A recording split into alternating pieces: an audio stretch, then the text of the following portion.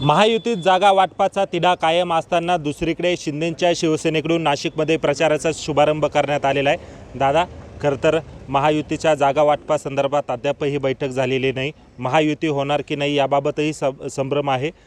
तुम्ही मात्र प्रचाराला सुरुवात केलेली आहे।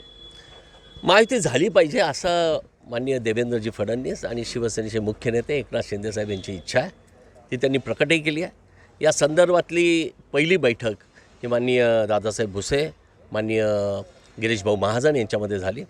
परंतु मला खेदजनक सांगावं असं वाटतं आहे की भारतीय जनता पार्टीकडून असा काही ठोस प्रस्ताव आजपर्यंत आलेला नाही की आपण एवढ्या जागांवर लढा, ह्या जागा लढा।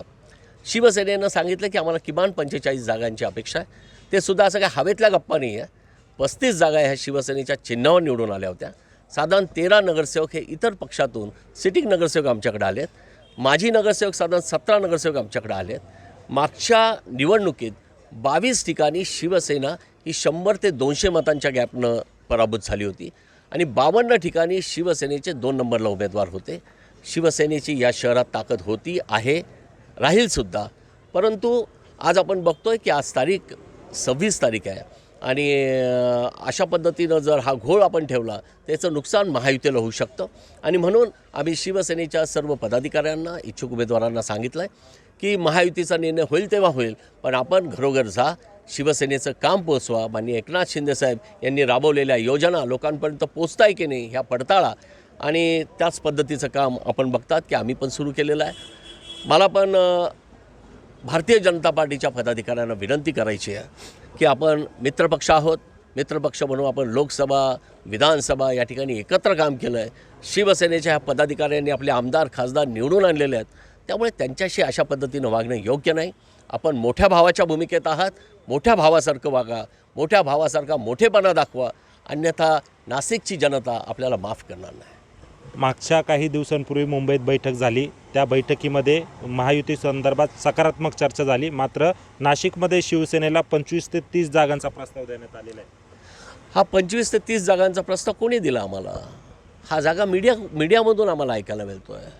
आम्ही कुठल्या 25 जागा लढव्यात? जर 35 जागांवर आम्ही निवडून आलो आहोत तर तुम्ही 25 जागा आम्हाला देतात?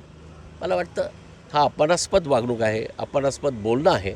परंतु याला काही ऑथेंटिकेशन नाही, कारण असा कुठलाही अधिकृत प्रस्ताव आम्हाला भारतीय जनता पार्टीकडून आलेला नाही। परंतु आज आम्ही वाट बघू, अन्यथा माननीय एकनाथ शिंदेसाहेब यांना आम्ही सांगू की साहेब आता वेळ कमी राहिलेली आहे, भारतीय जनता पार्टीला आपल्याबरोबर युती करायची इच्छा असेल तर त्यांनी सन्मानपूर्वक आम्हाला बोलवावं, त्यांनी आमच्याशी बोलावं की कुठल्या जागा तुम्ही घ्याव्यात। आम्हीसुद्धा सांगू 45 जागा ज्या आम्ही मागतो आहोत त्या आमचं मेरिट आहे, त्या 100% निवडून येणाऱ्या जागा आहेत। उगीच उचलली जीभ आणि लावली टाळाला असा प्रकार नाही आहे।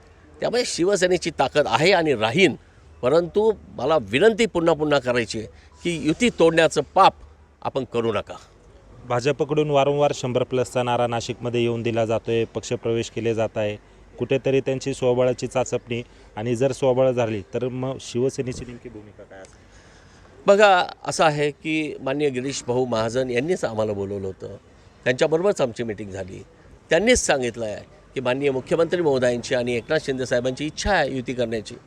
त्यामुळे ते काय स्टेटमेंट करता हे मला माहीत नाही, परंतु माननीय देवेंद्रजींची जर इच्छा असेल तर मला वाटतं यापेक्षा कोणी मोठा नाही।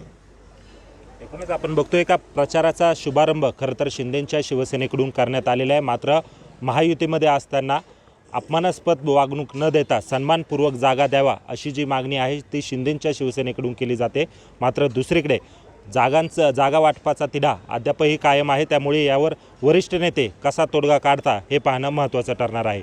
महेश महाले, लोकशाही मराठी, नाशिक।